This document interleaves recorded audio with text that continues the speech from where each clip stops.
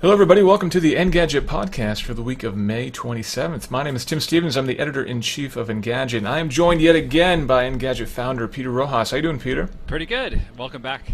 Thank you very much. Yeah, I was last week at a hotel in Amsterdam. I'm at home this week, which is pretty nice. Are you at home too, Peter, this week? Yeah, I'm home. I decided not to come in since if we're doing a remote, it's a little more hassle for me. Might as well stay comfy. I'm going to apologize that I have some people on my roof banging hammers on my roof tiles, which is making my dogs bark. So it's a combination of things that aren't exactly ideal for audio podcasting.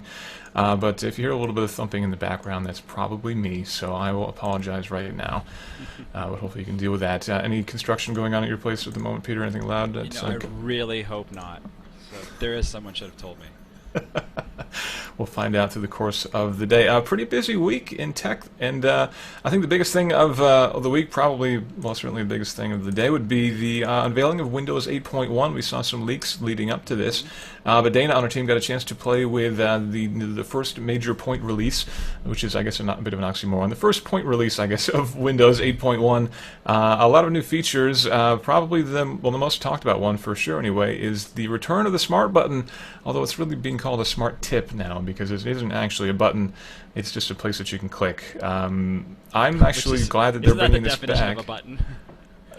Yeah, pretty much. It's definitely a bit of a semantic disagreement. Actually, it was interesting to read the coverage. Some people said the start button is not returning in 8.1, and some people said that the start button is returning in 8.1. We took the tack that it is indeed returning, and despite the fact that it is flat and not, raised or virtually raised like a traditional button, I think it's definitely an actual button. But it says start, you can click it, and it doesn't bring up a start menu, though, which is an important distinction. So if you are pining away for the days of a pop-up programs menu like before, it will bring you back to the tiled, Windows 8 interface we've seen in so many places. So it's not going to be a return to form in that way, but you do at least have a visual indicator where you need to click to bring up that menu, which I think is a good thing. I think it's a small concession and one that I can't imagine. I can imagine that there were people that could have dug in their heels at Microsoft and said, we cannot do this. But given how many people are still going to be using Windows on a non-touch interface, and some of the gestures and things like that simply don't work that well in a mouse-based a mouse-based interface, something that you can't do the swipes and gestures and taps. So I think that it was the right thing to do. As someone, when I use Windows 8, I've used, I can't remember which one it is, but there are like a couple of different options for you can bring back like a start menu type experience similar to what you had in Windows 7. And that's actually made Windows 8 a lot more useful for me, because I don't always want to go back into that full tiled experience. I want to be able to like quickly shut down or quickly go to an app or open a folder or something like that. And having I don't think that what they had in Windows 7 was especially broken. I think that, again, it's this tension in Microsoft where they're trying to figure out how to create this hybrid experience, and it's not necessarily. It's still are. It's a process, and they didn't get it right with Windows 8, and I'm not sure they're going to get it totally right in 8.1. But at least that they're learning and trying to improve. Yeah, I definitely agree. A lot of people said it was dumb to have to click on the start button to shut your computer down in the past, and I think that's a fair argument, but it's also kind of dumb to have to hover your mouse cursor in the lower right-hand side of your screen and wait for a context menu to pop up. That also is not exactly intelligent, in my opinion, and that's actually something that I don't know is improving in this 8.1 version, shutting down. I don't know that Dana got a chance to play with that. So the release is, I believe, June 26th is when this is actually going to be pushed out. Yes, which is the same time as the Microsoft Build Conference. So we're going to be looking at getting some more time with it there. But there are a lot of other enhancements beyond this start button or tip or whatever you want to call it. The lock screen is being extended, so now you can have widgets that can do things like on Android. I think you can receive Skype calls now on the lock screen, which is a nice thing. They've extended the settings quite a bit. I was a little bit bummed when I did the review of Windows 8, or when I was evaluating Windows 8 anyway, that you could get some settings through the Metro interface, but as soon as you wanted to dig anywhere into anything serious, it dropped you back to the desktop, which was obviously not a very good experience if you're on a tablet. And it was confusing because they call it PC settings. Right. Even on the Surface, which is technically, I guess, maybe... it was not the most intuitive way to do things. And if if you're going to call something PC settings, you should have at least the full array of settings accessible. Right. Yeah, I think they should have just called it the settings that we didn't have time to integrate into the other settings dialog, because ultimately, I mean, they admitted as much that that's exactly what happened, that they ran out of time and they weren't able to do it. So I think that they should have just called it that and been upfront about it. But hey, whatever. You can now resize your snapped windows. So instead of just taking up a third, you can now make them take up half the screen. My expectation is that in Windows 8.2, I'll have fully resizable windows. I think that's very exciting. And a couple other little tweaks too, but ultimately, I mean, it seems like a nice extensions, the sorts of things that will address a lot of people's concerns. Not exactly a huge step forward, but again, it is a point release. Peter, do you think that they thought about calling this SP1 and decided that it'd be a better marketing move to call it Windows 8.1? Oh yeah, I mean, Service Pack. That just well, I think Service Pack also implies that there are a lot of issues, that they're broken things that they're fixing, and I think that they don't necessarily want to look at it as that. They want to position this, and rightly so, as the enhancements and improvements over what they've done before, not necessarily we're fixing a bunch of stuff that was broken and patching a bunch of vulnerabilities. Yeah, I think so too. And I think that does set a better tone anyway going forward, that they're moving the operating system forward a bit. So Windows 8.1 coming out June 26th, no cost, I believe, for this update. And we'll be checking it out again at Build here in just a couple of weeks. I'm definitely looking forward to adding it to my PC, and maybe if I get lucky, I'll get to put it on a little bit earlier than June 26th. We'll see. Yeah. So let's see, the All Things D Conference D11 is going on right now, and we've got a lot of stuff to talk about coming from there. But one of the big things came from Sundar at Google today, who announced that HTC is indeed going to be launching their own Google Experience device. We saw at Google I/O that Samsung released a version of the Galaxy S4, or announced a version of the Galaxy S4 with a pure Google Experience. And HTC had kind of a cheeky tweet after that on Twitter saying that, hey, we could do something like that. Turns out they can. So it's coming out June 26th. Yeah. Hey, again, it's going to be a big day. June 26th, $599 for the HTC One with a pure Google Experience. And 32 gigs, I believe. So yeah. I think that's actually a pretty decent deal. It is. It's $50 cheaper than the PS4. Yeah, all things considered. And I think the funny thing is, I mean, there is, I think, speculation that this was a reaction to the announcement from Samsung. I mean, it's certainly plausible. But either way, I think it's a really positive thing for these guys to say, hey, if we're going to do a flagship device, let's get a Google, a pure Google Experience version out there too, because there are enough people that care about this. And I think it also gets some extra support from Google, which I think is going to be especially helpful for HTC, which I think needs it a little bit right now. And I don't think that most people care that much. I think especially since the latest version of Sense is actually pretty good and has some pretty cool additions, especially around the camera, that you would give up by going to the pure Google Experience. But there are people that do prefer the unadorned version of Android, and I'm certainly someone that appreciates and usually prefers that. And I certainly much prefer the stock Android over TouchWiz, which I think is just a mess. And so I mean, I feel a little torn, because on one level it's like I like what the version of the one with Sense, but I also my sympathies tend to be with the Google, the pure Google Experience. The funny thing I was thinking about is, in light of Facebook Home, if it'd be funny for Google to introduce their own launcher that sort of takes that sort of gets you back to a more pure experience, given what all the OEMs are putting on there. And that'd be it'd be funny if they did that to sort of counter, they don't like to think of them as being at war with their OEM partners, but there's a lot of tension there, and Google obviously wants to standardize Android a little bit more, and this is one way to do it.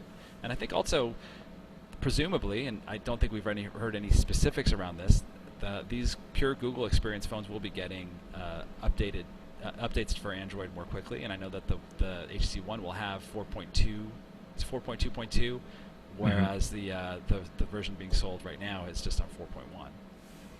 Right, and it would be awful nice if HTC would release that functionality as standard app, so you could download from Google Play and kind of bring back the camera app and bring back some of the other features that you're losing by doing this. In fact, it would be nice if Google required that these companies, if they are going to build something on top of Android, that they then have a stock version and then let you download those features elsewhere. You think that would be a nice thing for them to do, but ultimately that'd be more work for them to do to maintain compatibility with all the different versions of Android, and so but I also probably not think, going to happen. Just from talking with the manufacturers, I mean, they see the stuff that they layer on as a differentiator, which gets people to buy their phone versus somebody else's. And sometimes it is, and sometimes it's not, as we've seen. I mean, sometimes you look at the the stuff that the manufacturer layers on. You think, oh, this really turns me off from the device. And sometimes you think it's, like I said, there's things that are attractive and the things that are not attractive. Yeah, for sure. We were wondering exactly how you were going to be able to interact with a pure Google experience with HTC One, which has only 2 capacitive buttons on there. There is no menu or multitask button. So the way it works is the back button will work as you would expect it. The home button, if you tap it, it'll take you home. If you do a long press, I believe that is what will bring up Google Now, and then you have to do a double tap to do the multitasking to pick from a different app. So you're going to be doing a little bit more tapping than you would if it had a full complement of buttons. But I suppose that's perhaps better for a lot of people than dealing with the somewhat heavy interface that HTC applied on there elsewhere. And there will be that black bar with the ellipsis on there, basically for any app that hasn't complied with Google's new standards for recent apps. Not the end of the world. Yeah, I was just going to say the same thing. But again, that's coming out toward the end of June on the 26th, which is going to, again, be a busy day. Again, $599, so undercutting the Galaxy S4 Google experience by $50. How about that? I think it's a T-Mobile and AT&T as well, if I remember correctly. Yeah, did I read that it's not compatible with AWS T-Mobile, like for 3G bands, for HSPA? That is correct, yeah. Edge. That's a pretty big delta between the two. Well, I'd like to think that anybody buying this is going to know what they're getting into, and so we'll sort of realize that if you're going to buy this, make sure that you have proper T-Mobile LTE coverage in the places that you want to use this phone. Yeah. Because being relegated to Edge can be really frustrating. It can be very frustrating. I was just, as I was in Europe, and I had lots of time to experience Edge. That was great. Also at D11, Tim Cook was on stage, and he had, as ever, a lot of interesting things to say. Perhaps one of the most exciting things for me was that Apple is going to look to open its APIs and open its experience a bit to make OS X and iOS a little bit more extensible by developers. Peter, do you think that this will mean that maybe we'll see custom keyboards in iOS 7? It's funny because I think that didn't he respond that that people pay Apple to make these decisions for them? And I think that is sort of, I think somebody in the comments on Engadget said, like, that sums up Apple exactly. And when they make a great choice, it actually is pretty good. I mean, obviously, if you're a sophisticated or savvy consumer, you don't necessarily want anybody making those decisions for you. But fortunately, there are a lot of options out there, right? And that's one reason why I prefer to use Android, is because I don't like the keyboard that I get with Android, and I don't like the keyboard I get with iOS. I like to use SwiftKey, for example, which I think is better than either stock keyboard. Yeah, me too. With Android, at least I have the option. I think, I don't necessarily think that there are a lot of compelling reasons for Apple not to offer at least some APIs that would allow people to use a different keyboard. I mean, maybe they would say there's a security risk. I think it's probably pretty small. They might say that there's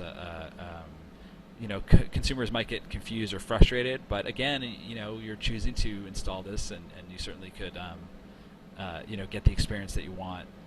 You would know what you're getting into. So, I'm not sure that there's a good argument, except that Apple doesn't feel like they need to, and they feel like, again, that they can offer a curated experience, so to speak. I do think that they're going to have to probably, that they're steadily opening. They're probably feeling the pressure to steadily open things up because, for app developers, if app developers start to feel that Android is a better platform for them to innovate on, then that's a problem for Apple. I mean, right now, iOS has tended to be the first choice for most mobile developers. Not always, but I think we could all agree that it's the predominant choice, and that very rarely does someone release an app just for Android and not for iOS unless there's something that they can only do on Android. And that's where we're starting to see some of that interesting innovation, like we're talking about around keyboards and other apps. Something like Facebook Home, which, like it or not, is an innovation of its own in a sense. And those are things that can only happen on a more open platform. And Tim did say that they won't allow this sort of integration if it will in any way compromise the experience for users, and that's difficult to say how they could possibly police that, because you could definitely envision installing something like Swipe and having that maybe bog your phone down a little bit. And certainly I've installed it on older Android phones and it's slowed things down. I've had to go back to the stock keyboard. Yeah. So you could definitely see that sort of thing being a problem, and I'm sure that Apple doesn't want that, because if you install a third-party app and a day or two later you notice that your phone is slower, a lot of people aren't going to make that connection, and they're just going to think that, oh, this new iPhone sucks because it's slow now. And that's something that obviously Apple doesn't want. But ultimately, yeah, like you're saying, they need to be a little bit more open, I think. And they need to be allowing other people to extend the OS, because ultimately the iPhone wasn't really that compelling, in my opinion, until they added the ability to add third-party apps. I think how compelling the OS itself could be if they allowed the ability to extend that. I think that I totally agree. I mean, I think that it was interesting that supposedly Steve Jobs is actually reluctant to ever open up the iPhone to apps, and to at least to third-party apps, of course, and wanted to keep it a completely closed platform. I think that he probably believed that Apple and its partners would be capable of delivering everything that a user would want. I could see him believing that, but I mean, as we know, that iOS becoming a platform, even if it is a closed one, or at least a relatively closed one, it did really drive adoption, and it really drove, drive the mobile as an ecosystem in general. And so I think that they're trying to find that right balance between giving up control and fostering the ecosystem. And I think that they would feel like Google went way too much in the direction of openness, and have maybe not lost control of their ecosystem, but they certainly don't have complete control over it, and run the risk of partners like Samsung kind of splintering away and dominating Android in a way that Google is not able to profit from. He did say that WWDC will be basically a lot about iOS and a lot about OS 10. I'm hopeful that we'll see some big updates to both. I'm certainly hopeful that we'll see iOS 7. That seems like a lock at this point. I'm curious to see what we're going to see new in OS 10, or if indeed maybe we'll finally see OS 11. We haven't really heard anything about that, so maybe it's too much to expect a full major update to both operating systems. Yeah, I don't know. I mean, it's funny. It's like, I mean, I have not heard a single rumor about an OS 11. And I don't think they would call it OS 11 because that's not elegant. But this is true. I mean, but I mean, we didn't hear a lot about Mountain Lion, and then it just kind of came out much more quickly than anyone, or at least it was announced much more quickly than anyone had expected. And so, I mean, it's certainly not past Apple, and they've been so quiet that I get the sense that Tim Cook likes that people are underestimating him right now, and wants to make a big splash. Maybe not with WWDC, but I think in the fall.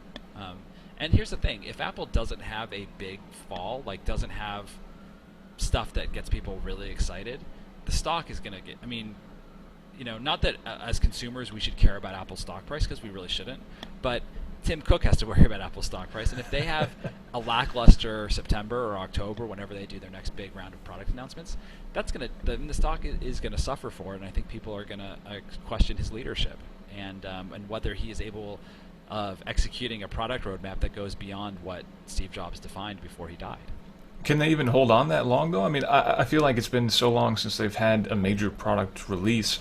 And to wait through the entire summer until September or October is a long time. It seems like every day I see some new editorial about how Apple's lost its groove and how they're ignorant to the market, and ultimately they can't counter that opinion without releasing some new product that shows that they are indeed forward thinking.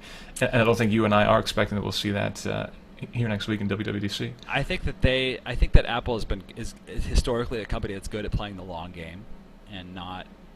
They've been good at putting things out on their timetable, not somebody else's, and we've seen that historically. And I think that Tim Cook seems like an especially patient person. I think the big question is, do they have something? I think I talked about this a couple weeks ago on the podcast. Do they have a new franchise, so to speak, that can drive growth? I don't think the question is whether they're going to continue to sell lots of iPhones and iPads and things like that, because they are, at least for the foreseeable future, let's say the next 2 to 4 years, which I think is as far out as anybody could reasonably predict in the technology space. They're going to continue to sell a lot of phones and a lot of iPads. The question is, do they have something that drives growth and propels them forward in the way that the iPod and then the iPhone and then the iPad have for the past 10 years? And we think that maybe there's something around TV, and he made some hints about that, right? That they have something, was it see as like a grand solution or something elegant around TV or whatever. What was, I don't remember his exact words, but he said something, he alluded to TV and that they had something. Yeah, it was the same tease that is a special interest for them or something. I can't remember the exact phrasing either, but yeah, it's not something that they really expected to be a big success, but that Apple TV sales are booming. Effectively, I think he said they've done half of their sales of the Apple TV overall in the past year alone, which is interesting since they do no marketing for it effectively. Yeah. So he did talk about that, and he also talked about wearables too. Talked about Google Glass and kind of made some allusions to how he likes wrist-based devices, which I thought was interesting. I think they'll do those things, and I think it's a question would a TV or some sort of new TV type solution, whether it's a set-top box or whatever, or a wearable wristwatch, would those be big enough businesses again to drive growth? And they're so big. I mean, Apple is so big that it's not enough to just have something that's successful. I mean, they could introduce a watch and sell, 5 million of them, and that would be successful for any business except maybe for Apple, which, to move the needle of a device that you sell, for them to sell 5 million watches at $100 a pop or even $200 a pop, that's, I hate to say it, that's only $1 billion, right?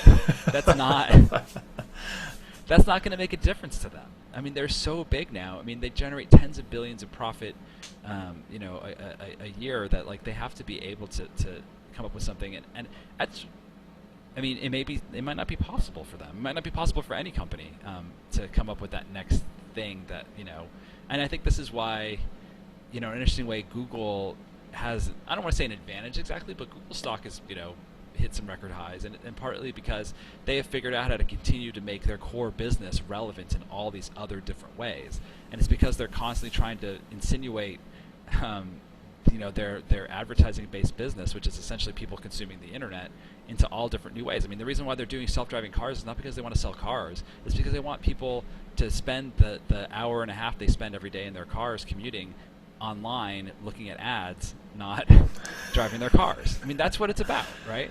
Mm-hmm. That's a little bit scary. So maybe Apple's next big thing is the iWatch. And as I said, Tim Cook did talk about Google Glass a bit, and he was pretty pessimistic about the technology. He said it's very interesting, but ultimately that, he said he has to wear glasses, but he knows a lot of people who don't have to wear glasses. And the question is, will those people want to wear glasses, which is, Peter, I think a point that you made in the past as well. But he does find the wearable technology in general incredibly interesting. And then he went quickly and talked about his Nike Fuel Band, which he has and which he loves. So you could perhaps make draw the connection between those 2 points, that he thinks wearable tech makes a lot of sense if it's on your wrist. So maybe that's another point that that's where Apple's wearable thing is going to be. Do you think we'll see that by the end of the year, Peter? I'm thinking we might. I have a feeling that if I had to pick which one, if I had to predict we'd see a watch before a TV. Mm-hmm. A TV is much harder to do for them. It is. And I think that it's also, I think that if they do a watch that's $100 or $200, it's a layup. They'll sell a ton of them. Everybody with an iPhone is going to want to buy one, because it's going to be a great companion device. So it's a way for them to eke out more revenue from iPhone users. Again, it's like, is it something that is going to expand the universe or drive dramatically more revenue? That's the part that I think is hard to answer. And I'm not saying they can't do it. I'm certainly not going to underestimate Apple, but it's just the numbers are just more complicated at the scale that they're at. It's also something that they can control completely. If they release a watch that is effectively a second display for your phone that gives you the ability to control playlists and read text messages and initiate calls and that kind of thing, they can completely own that experience. But if they go to a TV, now they need partnerships with cable companies, because presumably it won't just be a TV, of course. It'll be a TV plus a content ecosystem on top of that. In order for them to do that right, they'll need partnerships with major cable companies. And I think it was Les Moonves who 2 years ago said that he told Steve Jobs that he's never going to be able to make that work.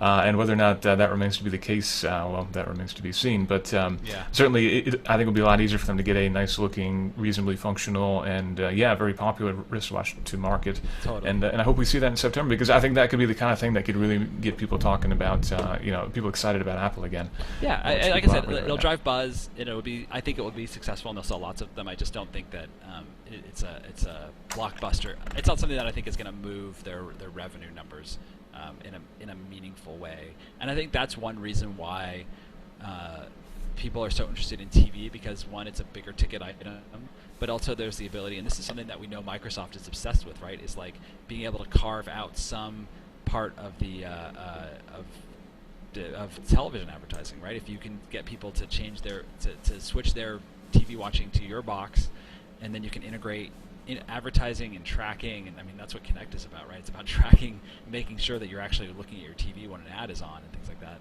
and how many people are in the room. That sort of thing is going to be a bonanza for advertising, and if you're able to participate in that, that could make you extremely, that could be extremely lucrative. And I think that's why people feel like, whether it's Google or Microsoft or Apple or whomever, whichever company gets there and is able to siphon off a big part of that, online broadcast television advertising, they're going to do really well. It's interesting you say that my in-laws were a Nielsen family, and they had to have a system installed in their living room that basically was like a motion detector. Whenever they turned the TV on, they had to push a button to say how many people were watching TV. It's interesting to think that if they'd had it connected, then they could have just sat down and watched, and then Nielsen would not only know how many people there are, but whether they're actually watching TV. That's a little bit disconcerting. Would Apple really want to get into that kind of thing, though? I mean, they've always been about selling a product and selling services around that product and making money on that front, whereas Google, of course, is about making money on you. Well, I think that's why Microsoft is so keen to get into the space. I think for Apple, that if they are not able to derive some sort of revenue beyond just the selling of the device, and I think advertising is one way to do that. I think obviously, getting a slice of the paid television video services is another way to do that. I mean, whatever it is, like they have to figure it. They have, if that's. I think that's why the potential of TV is obviously so much larger than for a watch, because it's the revenue opportunities are not just selling a device; it's also around the content and advertising and things like that. But you're right. I mean, they have not done especially well around selling advertising for iOS devices. What's that called? It's it was been a total bust for them. Yeah, I can't think of the name of it. Maybe someone in chat will remember. Yeah, their ad service. I can't think of the name of it either. Is it called iAds? It might even be, yeah. But it's just been, I mean, it has not been particularly successful for them, and I can't even remember the last time I saw an iAd in anything on an iPad. And I have an iPad, which I use pretty regularly. It's just not been as successful for them, and partly because they want to charge amounts that advertisers don't necessarily want to pay, and they've been very restrictive in the ways that advertisers can present their ads and things like that. And I mean, this is where we start to see, again, Google excelling in an area that Apple is clearly challenged, which is online advertising. I mean, cloud-based services being another where Google is doing a much better job than Apple. And, this is the challenges for Apple. If they're going to grow, they have to start to figure this stuff out. Apple also made the interesting move to release a new version of the iPod Touch today by basically just putting it in the Apple Store. There wasn't even PR to go along with it for a while. It is a new lower-cost version of the iPod Touch, which has had the rear-facing camera deleted, and it goes down to 16 gigs of storage, priced at $229. It also loses the wrist strap, which is kind of a sad thing to see, but it is basically a cut rate iPod Touch intended for those people who don't want to spend $300 on an iPod Touch, and I think that makes sense because that was a pretty high barrier point, and I'm wondering if they haven't seen sales decreases since they went to that being the lowest cost of entry for the iPod Touch. That's a high price. I mean, $299 to start that's steep, and you're getting to a place where where if you're a parent, you want to buy this for your kid instead of getting them a phone. It just doesn't feel like that. Like, it feels like, I'll just get him a phone. Yeah, and save $100. Yeah. It's like not that great of a deal. I mean, you don't have to pay for service, but it's still not. that amazing of a bargain. And I definitely think that they wanted to figure out a way to get that price point down, and it is. I mean, I would say that it's actually kind of characteristic of Apple right now not to make a big deal about it. It's funny that they didn't want to wait until WWDC to announce it, but by the same token, to get up on stage and have that be maybe your one mobile device announcement, to be like, oh yeah, like we took out the camera and cut the price on them. Like that's like you kind of just got to get it out of the way before WWDC and just be like, just put it out there. Yeah, we did it, and if you want it, go for it. And I think the 16 gigs of memory is not a lot at this point for a device, but also I also think that they probably did some market research or data and realized that the camera is just not, the back-facing camera is not as much of a selling point on a device like this. People are using Snapchat or doing Skype or whatever. Having that front-facing camera is more useful than I mean, it's like, Google made the same decision with the Nexus 7, essentially. Yeah, ultimately, I think that makes sense. I just found it was interesting because when they did release the new iPod Touch, they made a big deal about the camera. They made a big deal about how it was going to be this great, easy photo system that you put on that wrist strap with a little pop-out button on the back there and take it with you and take great pictures. So it was interesting to me that they decided to kill that, but I'm guessing that was a pretty considerable portion of the cost of the device. And I'm guessing that they couldn't really find a lower cost camera module that would fit within the very slim body that they had there. So, away it went. Yeah. It's funny because a module like that, it might have cost them $5, but if you could save that $5, I mean, it gets their base cost down and lets them, it kind of creates like a multiplier effect when you're trying to figure out the MSRP. So, it's. I mean, I think that this was the right thing for them to do to get that price point down. I do think that if they aren't able to, I mean, they really need to be able to get it down to $199. I mean, I think there's something magical about that price point for a device like that, where it starts to feel like a little bit of like you can start to justify it over buying another kind of something else. But it's definitely kind of an interesting move to see them do this right before WWDC. For sure. It is, but hey, it is a good price. I do wish they had gotten it down to $199 as well. I think that would have been a much better talking point. But $229 is certainly a much better deal than $299. I think I would probably still pay the extra money to get the higher end one. But I think a lot of people will go for the cheaper one. And they did announce that they've sold 100 million of the things since they launched them back in 2007. So that's pretty healthy numbers. It's not bad. And I'll note that they're still selling the older generation iPod Touch. So it's not like you can't get a cheaper one if you want to. That's true. It's just kind of a funny thing to have like this, for the regular, especially if you want to get into the higher storage capacities. I mean, it starts to get really expensive.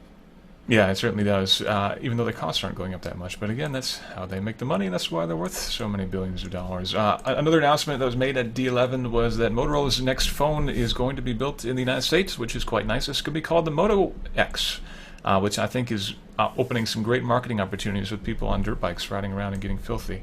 But it'll be built at the former Nokia plant in Texas, and that's about all we know about it. But I think that's a pretty cool move. Motorola building a phone in the U.S., and I wonder if that's going to be something that'll start a trend, maybe? I think that there's a growing consciousness about it, and I think people, I mean, with Apple announcing that they're going to build some new line of Macs or new Macs in the U.S., which I guess maybe we'll find out about next week. Or I think we probably will. Relatively soon, next month. Yep. At WWDC. So I think that I think that it's a good PR move. I think that as the costs of labor are going up in China, it's starting to become a little more competitive. I think also as we've been able to improve the automation of manufacturing, you need fewer people, so the labor becomes a less of a factor, and suddenly things like shipping costs are going up, and labor is a smaller proportion of the overall cost of manufacturing things. So it's starting to make sense.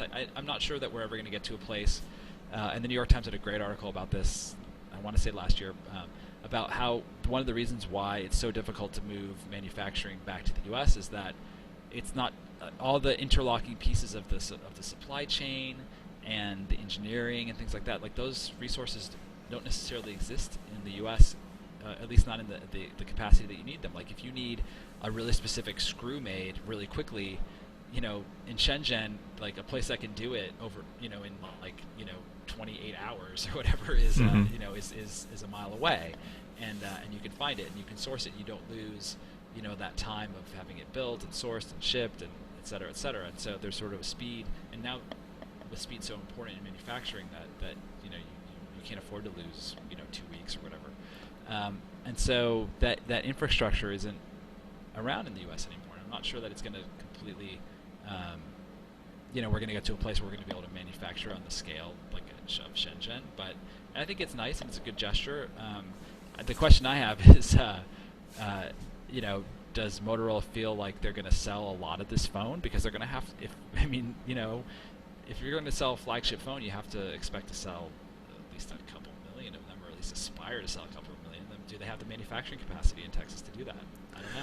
Yeah, I wonder that too, and I also wonder what the componentry is going to look like. I mean, obviously, even though it will be built here in the U.S., it will be using componentry that's largely going to be coming from overseas. And does this mean it's basically going to be, a phone built of off-the-shelf components kind of slapped together here in the U.S.? Will it be a very customized exterior? Will it be, relying on any custom silicon to make it work? Yeah. Those are the sorts of things that I kind of expected that it will not have because it's being built here so far away from all those component suppliers, as you mentioned. It's also interesting to me that Motorola is choosing this as, well, I presume they're going to have this be kind of their big marketing push for this phone. In the past, they talked about battery life as being a big marketing push. It's interesting for me to see Motorola stepping away from the traditional things of, nice screen, nice performance, and stepping for more obscure things like battery life and now, manufacturing point. I don't think battery life was, for them, ultimately a success when it came to the last generation of the Razors, and I wonder if they'll have any more success here, saying this one is built in the U.S., so therefore it's better. I think that it'll resonate with some people, but I think that in general, people that have, sort of buy, made in the USA, those campaigns have not necessarily been extremely successful. Mm-hmm. Maybe if they made the phone in Brooklyn, there would be sort of a hipster, cachet to it. Maybe it was made by, hipsters in Brooklyn or something like that.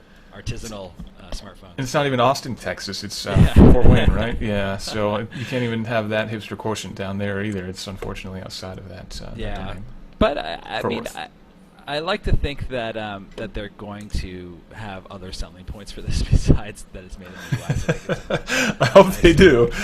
I do wonder.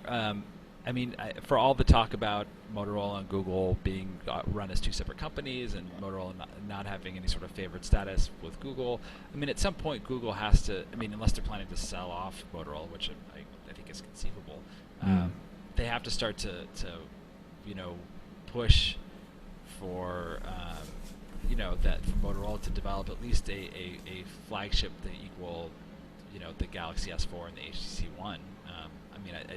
If not as at least as a counterweight to those devices. Do you really think that they'd sell them off at this point? That would be basically admitting that purchasing Motorola in the first place was a mistake, or I guess it would just be akin to them saying we just wanted the patent portfolio. Well, they did buy it for the patent portfolio. They were basically blackmailed into buying the company. I don't think I think that's kind of an open secret, I suppose. I think that it wouldn't necessarily be an admission of defeat. It might be an admission that they want to keep Android as sort of a neutral. They want to stay sort of neutral with Android, and that it doesn't make sense for them to own a handset maker if they're not going to buy a handset maker and keep it at arm's length doesn't necessarily do Google any favors. And so I think they would say, we could sell it, give Motorola the independence it needs, and it's also conceivable that somebody might buy Motorola to grow their handset business. You could see Lenovo or a Huawei or a ZTE buying them and taking the brand, frankly, to kind of jumpstart their smartphone business in the U.S. and maybe Europe to a lesser extent. Motorola's never been extremely successful it's never been as successful in Europe as it's been in the U.S. At least not recently. So I haven't heard anything about them selling it. I'm just saying I think that it's conceivable to me that they could find a buyer for it. Yeah, that's a very good point. We did hear from Lenovo this week that they are looking to get into the U.S. market by sometime by the end of the year, which is obviously going to be a challenge. I mean, getting in the market is probably not that hard, but actually being successful in the market, of course, is going to be a very different thing. Yeah, definitely purchasing Motorola would give them a big foot in the door, even though Motorola hasn't exactly been successful. Certainly, they've been a lot better than you could expect Lenovo to be in their first attempt. Yeah, and so it'd be interesting to see where they end up because, I mean, Motorola has to. They haven't been blowing out the doors recently, and they haven't had a hit phone in a while. I don't want to say as far back as the Razr, but they haven't had anything as big as the Razr, since then, and certainly they haven't been massively successful with any of their Android phones, except maybe the Droid, which I think sold fairly well for them. Yeah, that was a big success. That was my entry to Android myself back in the day. I think it was for a lot of other people too. I like that. I really like that phone. Yeah, it was great. All right, so let's step away and talk about Planetary Resources. They took a very interesting move this week, something that they'd said they were hoping to do in the past, but they made it official by launching their first satellite not into space, but onto Kickstarter. We've seen the ARKYD 100 satellite, which is basically an orbital space telescope that's small enough to fit on your desk, but yet actually takes better imagery than even some of the best installations here in the U.S., some of the best optical telescopes, even the giant one sitting on the tops of mountains. But they're hoping to launch a bunch of these into space, but the first one they're going to launch and basically open it up to the crowd to let anybody who wants to buy time on this telescope and take pictures of whatever they want to on this telescope for pretty affordable rates of what I would consider to be affordable. Certainly a lot more affordable than if you were to go to Mount Arecibo, I think it is, in Hawaii. I'm guessing it would be more than $200 a shot there. But for $200, you can get a picture of this thing pointed in any direction that you want to. So if you want a lovely, clear picture of Mars or Jupiter or whatever else, you can get that. Or for $25, they have something an interesting promotional attempt here. They put an LCD on the side of the telescope, and they've got a camera pointed at that LCD. And for $25, you can upload your picture or a picture of whatever you want to, presumably within some limits of decency. And they will take a picture of you on the side of the telescope with the Earth in the background, which is kind of a nice thing for $25, I think. So it's definitely an interesting marketing attempt anyway. But it's also, I think, a nice thing that they're opening this up. They're also letting people buy time on the scope and donate that to schools, to universities, and to elementary schools, and that sort of thing to let students experience this. And ultimately, I think it's a pretty exciting project. Did you back this one, Peter? I haven't. I was looking. I mean, can they do this for the amount of money that they are raising? No, they can't actually. So I got the chance to speak with Peter Diamandis, who's the co-founder of Planetary Resources, and he said it's probably costing something. Well, he wouldn't give me exact figures, but what.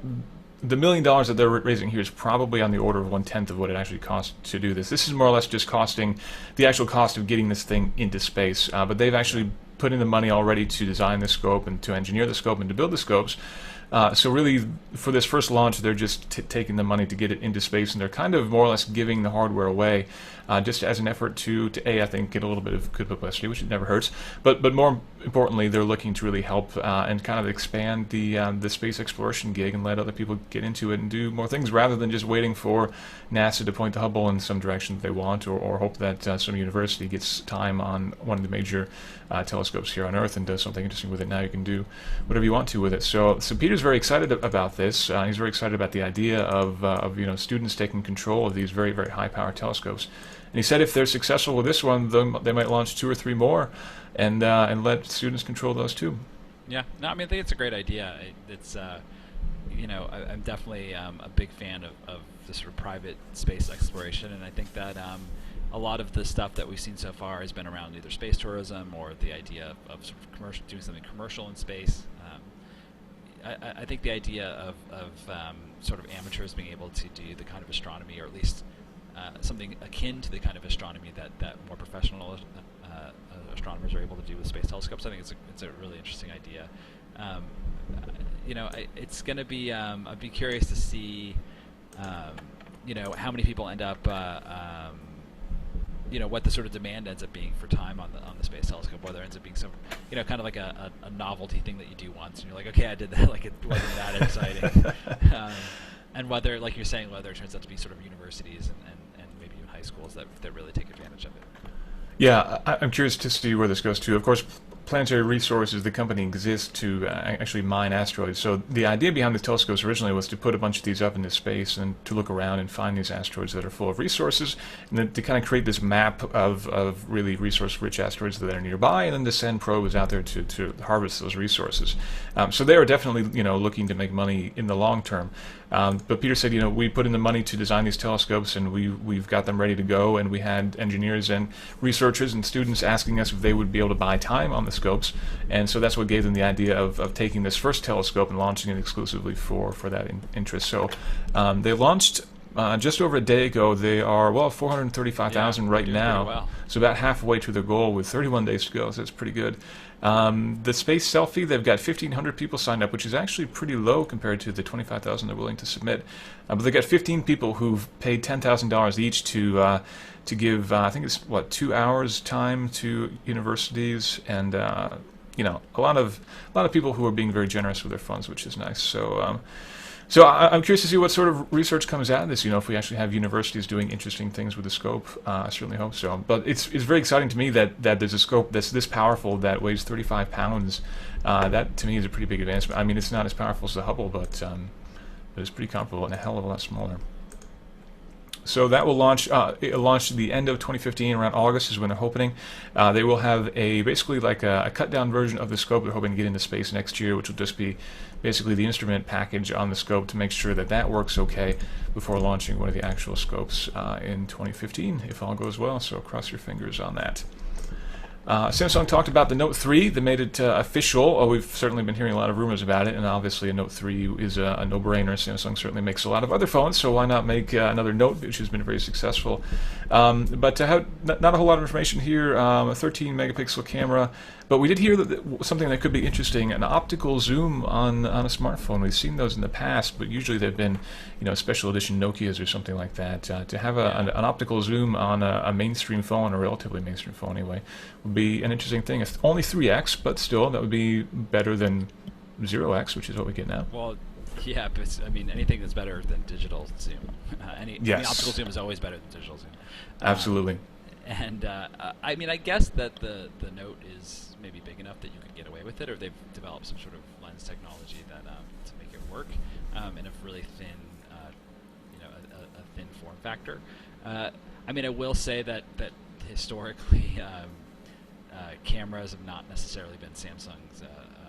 Lens technology has not necessarily been Samsung's strong point, even as they've improved a lot in sensors and things like that in their phones.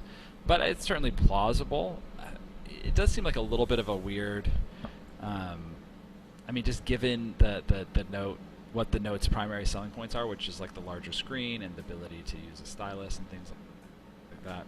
I'm not sure as many people think about it as like, okay, now it's also going to be a better camera. So I'm not sure. I'm not totally convinced by that aspect of it. But I guess it's plausible. I definitely what I find more interesting is to see like what did they end up doing in terms of the screen size, because there have been these rumors about it being I think around 6 inches the screen size, and them trying to sort of see how big they can make the Note without tearing your pocket open.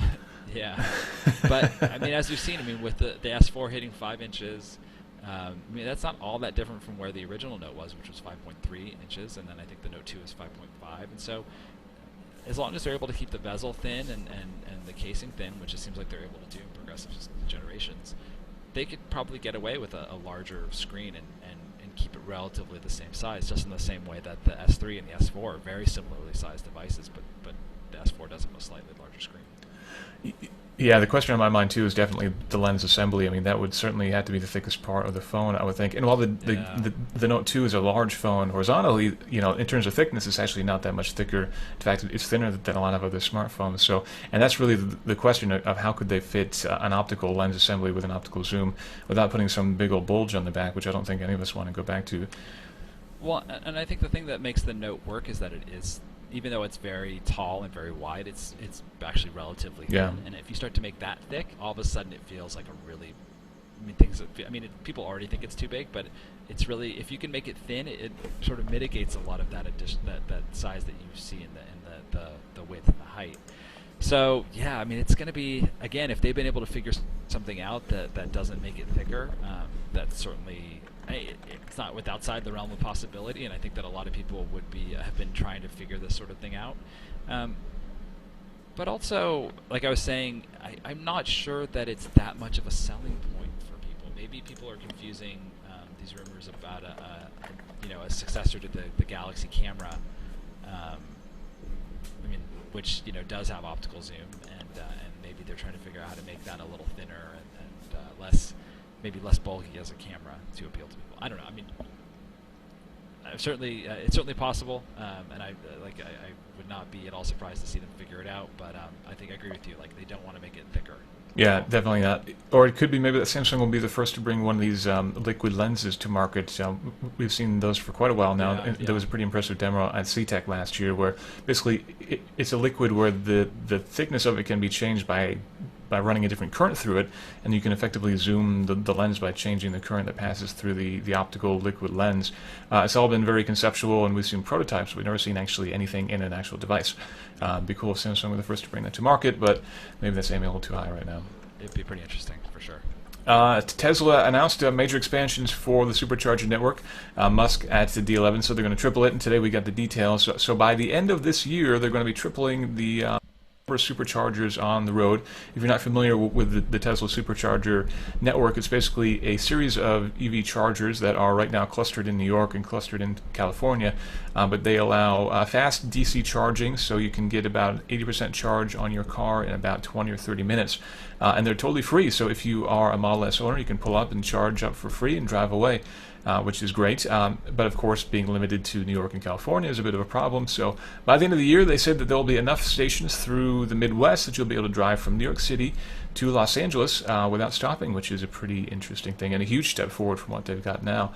And then by this time next year, they're hoping to have 80% of the North American population covered, so expanding to the Northwest, to the Midwest, and up to parts of Canada as well, which is pretty exciting to go from zero to almost the entire country covered in about a year and a half now. That's pretty major.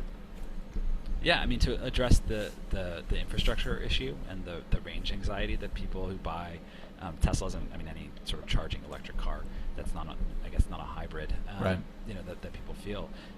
I mean, this is a big thing, and I think that if they're going to sell the Tesla nationwide, expanding their footprint, it's going to take a long time, but I think expanding their footprint aggressively is one way that they're going to be able to drive growth.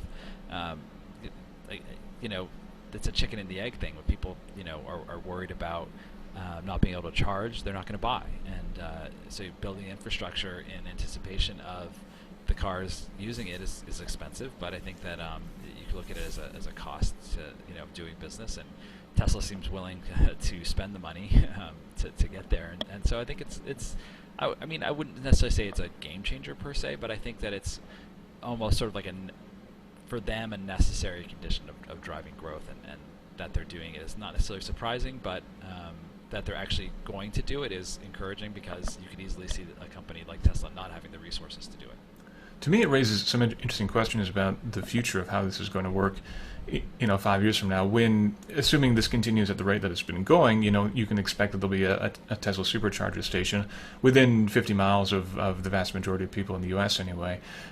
Imagine if, Ford owned the gas stations, and if they had a special shaped pump that would only fit into Ford cars, and you would have to drive to a Chevy gas station to get gas for your Corvette versus the Ford gas station for your Mustang. That's what we're sort of walking into here now, because these superchargers are exclusive to Tesla cars. I mean, they are free, which is great, yeah. But the plugs don't work with any other EV, and if you try to bring any other EV up to them, you're not going to get any juice.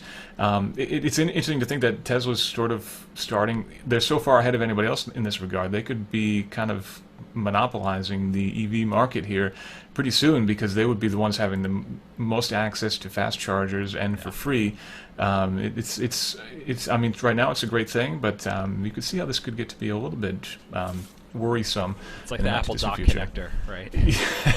Yeah, but imagine if nobody else could make anything with the Apple dock connector. Well, yeah. I mean, there's a couple ways around this, right? Is that Tesla agrees to license its the ability to charge, to use its chargers to other EV makers. I think that the fact that there aren't. I mean, I think that if you are, say, Ford and GM and Chrysler, that you have to start to, if you have to start to say, well, maybe the three of us come together and create a common standard, and then we start to build out our own infrastructure, and this is how innovation works, right? It's like a new player comes in and disrupts the incumbents and forces them to change their game to do things they wouldn't normally do. So, I think that if there was an initiative to standardize and to build this out, and that Tesla wasn't the only one bearing the cost, I think that if Ford and GM and Chrysler went to Tesla and said, you know what, we want this to be a common standard, so we'll work with our cars and we'll pay our share of the cost to build out these supercharger stations, I don't think Tesla would say no. I don't think it would. I mean, I think that if they were able to, quintuple the footprint or whatever, because they had, the big three helping build this stuff out, I don't think they would say, well, you know what, we have our standard, and that's how we're going to do it. I don't know if they would. I mean, I feel like Musk really wants to own this space. There already is a fast DC charging standard called CHAdeMO, and there aren't really that many in the U.S., but there are, I think, about 10 or 20 now, which Musk is completely ignoring. That's the standard that's used by Nissan and by a lot of other EVs in Japan. No, but I'm saying, but I'm saying he's not using it because he's the one bearing the cost of building out the infrastructure. But I'm saying if somebody else wanted to bear, contribute to the cost of if someone was forward enough thinking to say, you know what, let's, bear the cost, they might. I don't know. I mean, maybe you're right. Maybe he just wants to monopolize it, so to speak. I think he wants to own it. I think he wants to own every bit of it. I think he's put so much money into this thing already that he wants to make sure that he owns every nut of that car and every aspect of the ownership going forward. Yeah, I mean that's probably true, and you certainly know the space much better than I do. But I think that that there is a compelling case, at least for the other manufacturers, to kind of step up their game here and build out their own infrastructure. If not to partner with Tesla on it, to at least. I just don't think that even Ford or GM or anybody else is even thinking about this kind of thing. I think that they're all just waiting for anybody else. Yeah, at this point, I think they're hoping that this sort of thing is slow to come around, and they're waiting for some kind of an industry to come up from the charging network to really bolster their sales. Whereas Tesla's obviously made it clear that they're not going to wait for the industry to catch up. They're not going to wait for those chargers to come. They're going to make sure that happens. This is still very fascinating to me, the way that this market is shaping up. I mean, it's still not to the point where I'm ready to dive in and get an EV myself, but it's becoming more and more practical. In fact, Honda just lowered the lease cost on their Fit EV down to, I think it's $289 a month now, which is a fair price for a nice car, and that's including all service and all other costs. There's no down payment or anything like that, and it's got unlimited mileage. So it's getting to the point now where these EVs are, not that much more expensive than a traditional car. And it's really just the charging stations that are the big question mark now. So, yeah, I feel like within 2 years, especially the way that these superchargers are being built out, this space is going to look a lot different than it does now. Yeah, and we should probably at least mention what happened with Better Place. Yeah. Which just declared bankruptcy, or is now basically, the company's dead. And their strategy, for people who aren't familiar with it, was they wanted to get around this whole charging range anxiety problem by having a swappable battery in the cars, and that when you went to a station, you would swap the battery. And I think they had built out this sort of cool robotic thing that would swap the battery out for you in just a few minutes, and then you would go on your way. And their business model was you essentially would pay for the power that you got. You basically would buy. It wasn't like a cell phone model where you would get a subsidized car and then you would basically pay for the battery or power on the battery. Yeah, it's kind of like if you use, if you grill in the summertime, like a Blue Rhino kind of thing, where you don't really pay for the tank, you just pay for, what's in the tank, more or less. They were, I think they were an Israeli-based startup, which is, a bit of a curious place to start a battery swapping program. But despite hundreds of millions of dollars, they just really couldn't get any traction. And I think part of the problem was they were really expecting there to be a standardized battery pack that could be used across cars, which in theory sounds really nice, but ultimately, the idea of shoving this same size, massive, heavy rectangle into every EV, that I think was definitely a big stumbling block for them. But yeah, they had these great prototype systems where you could drive your car in, a robot would kind of come up from below, drop this hulking battery pack out, and slap a new one in there, and you'd be good to go in about 10 minutes. In theory, it was great, but we've got to the point now where the Tesla superchargers can give an 80% charge in 20 minutes, which is pretty fair. And the idea of trying to get the entire industry to standardize on one or two battery pack shapes, I don't think was going to get them too far. So it is unfortunate to see them go. I mean, I think with with Better Place, it shows the challenge of I mean, you really have to get that infrastructure built out for something like that to be successful. And it'd be like deciding you were going to build a cell phone network, like build a new mobile carrier from scratch and build out all the towers and get all but everyone had to build out entirely new phones that didn't work. Like you couldn't. It's just like you couldn't do it now. I mean, it would cost you tens of billions of dollars to recreate Verizon. And you'd also have to get all the companies that made the phones to make entirely new phones just for you, and that's a really, really complicated proposition. I mean, what Better Place, and I've read some great stories about Shai Agassi, like who's the founder who was pushed out last year, I believe. It's conceptually really interesting and really kind of really brilliant in a way. To think about paying for the miles you drive rather than for the car, so to speak. But it's just the hurdles of getting it there, the chicken and the egg problem again of building out the infrastructure and getting the cars and all this stuff. It's just like too many hurdles. I mean, you'd have to come in and say, I'm going to spend like $50 billion or whatever to make this happen, to kind of just impose it. And I don't think anybody was willing to spend. Maybe not $50 billion, but you know what I mean. Like a lot of money, a considerable amount of money that like no one was going to want to do that. And I think they went through like $800 million in there, some they went through a ridiculous huge amount sum of money.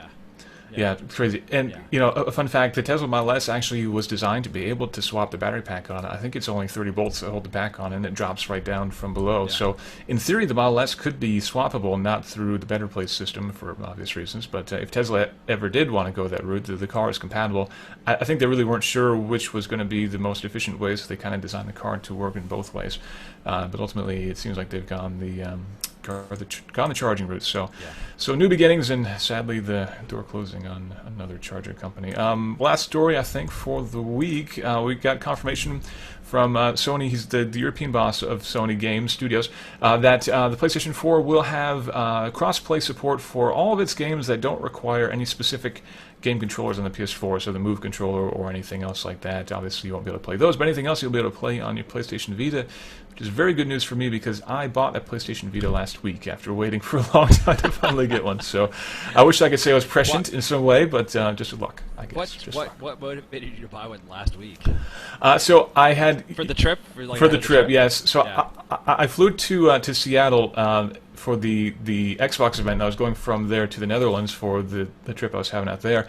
And I brought my 3DS along, and I thought, I'll go over to GameStop and I'll pick up a game before the flight, and I'll have something to play on the flight for when my laptop battery dies.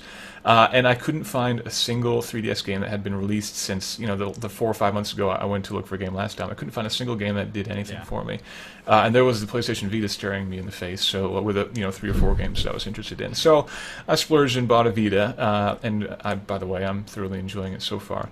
But this is good news for me because I will definitely be picking up a PlayStation 4 this fall. So and they also tease that there'll be some second screen experiences like the Wii U available for the PlayStation Vita, so you'll be able to look at maps maybe in adventure games, or maybe get a rear view mirror going in Gran Turismo. Who knows? But that's also pretty encouraging. Yeah, absolutely makes sense. So that's good news for Vita owners, of which I can now count myself. Hooray for me. All right, let's go through some questions. We've got Aviv Makiel here on Twitter asking for our WWDC expectations. We talked about that a little bit, but Peter, you want to put your money where your mouth is and say what exactly you think we're going to see in a couple of weeks? Nothing much more than I think what we talked about earlier in the podcast, which is, definitely iOS 7, definitely there's probably some stuff, the next version of OS 10. I'm not sure we'll see an OS successor OS to OS 10. And then maybe some Haswell chips and new Macs and things like that. But I'm not sure we'll see much beyond that. I don't think. I don't think we're going to see a new iPhone. Possible, but I don't think so. I don't think we're going to see a new iPad. It's possible, but I don't think so. But beyond that, not that. Apple has announced the iPhone at WWDC before, and they have announced things, but it does feel like they are kind of keeping their powder dry right now and want to focus on the software stuff, the OSs, and then and really do their big product announcements in the fall.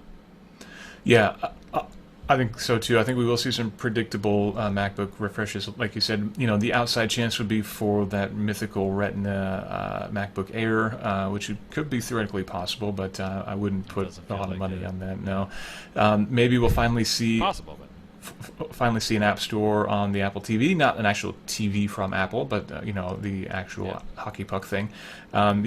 We have been seeing more about the next gen iPad. We've been seeing cases and things like that, but still, I think that we're a ways away from that. So, I agree. I don't think there's going to be anything too shockingly exciting from WWDC. But iOS 7 will be the big thing, and hopefully it looks awesome, and hopefully it comes with SwiftKey. That'd be pretty great. Pre-installed. Yes, that'd be pretty awesome. So let's see. On Twitter again, Neil Rooney, with HTC and Samsung releasing stock Android on their flagship phones, what hope do Europeans have of this becoming a trend? Interesting question from the European side of things. I honestly don't know that there's, I suppose nothing's stopping you from buying these and importing them, but I don't know that there's any real hope of these becoming a big enough trend in the US for it to really kind of spread around the world, in my opinion. Yeah, I'm not sure that they're going to be something that. I don't think they're going to not sell them in Europe, but just in the same way that they've certainly sold the Nexus 4 internationally. But I think that this will, if they sell well enough, and they don't have to sell that well to be successful by Google standards. They don't have to sell 5 or 10 million. I think it's selling 500 for what Google's trying to accomplish. I think that they'll keep doing them, and maybe it'll be something that we expect going forward. I think it's kind of interesting how HTC has a developer version of the HTC One, and then now the Google experience of the HTC One. So it's it's kind of cool that they're starting to realize that you don't have to release the device with exactly the same software. That you can really think of it as.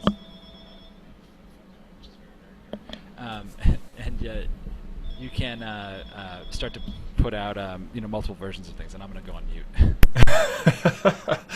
It's probably for Pete, actually, so just go ahead and take a message for him.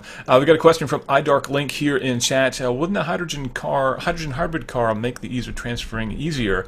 So hydrogen-powered cars are actually basically EVs at this point. They just use a fuel cell to convert that hydrogen into electricity. It's actually very hard to refuel a hydrogen-powered car. You need to have a lot of pressure.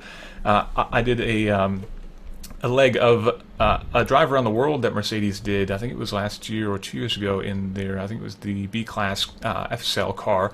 And I drove a leg from New Orleans to Austin, Texas. And we had to stop halfway through to refuel the car. And to do that, of course, because there are no hydrogen filling stations, they had to pull up this giant Mack truck, which had the hydrogen, and then another truck, which was just the pump. And the pump was so high pressure that this massive truck was rocking back and forth because it needed to have this giant piston to push the hydrogen into the car. So, the filling stations are not there right now, which is a big problem. Getting all that pressure into the car is a challenge. And then you need to have pretty big tanks to store all that in the car, too. And finally, if that weren't enough, you have the worry, of course, that hydrogen would escape, and then you would do a Hindenburg when you have a fender bender, which would be a problem. They do have carbon fiber tanks, which are reasonably lightweight and very, very, very, very nearly indestructible. But still, there's a lot of room that you need to dedicate in the car to make that work. And the range on the cars right now is not that great because you need to have pretty big tanks taking up your trunk and underneath the car. So there are a lot of drawbacks to hydrogen-powered cars. Certainly, you could envision a future where we have hydrogen filling stations which replace gas filling stations. But right now, I think it's actually easier to refill a battery-powered car than it is a hydrogen car because at least you can find electricity wherever you go, or just about wherever you go. I think that's it for questions. Any final parting thoughts, Peter, before we call this podcast to close? No, I think it's been a good week for tech. A lot of interesting stuff, and I'm excited for. I think actually June is going to be an interesting month. I think there's going to be a lot of big launches, and with WWDC, at least Apple will be breaking its silence. Yeah, June's going to be big. We've got WWDC on June 10th, and E3 starts on June 10th as well, which is a big bummer for me because that means that I unfortunately have to miss the Sony and the Microsoft keynotes at E3, which is painful because I've been going to them for like 17 years now. We've also got the Microsoft's Build Conference going on. We've got launches of the phones and everything else we've been talking about. So yeah, June's going to be busy. And of course, you can read all about it on Engadget. So, Peter, thanks for joining. You are Pete Rojas on Twitter, if I'm correct. No, at Peter Rojas. Peter Rojas. Geez, Brian is the one with the Brian is at bheater. He's not here, but we'll go ahead and plug his Twitter handle anyway. At Peter Rojas for Peter, I'm at Tim_Stevens because I like special characters. I like you too, everybody. Thanks for joining us. We'll be back with the Engadget Podcast next Thursday. Join us live. It's fun.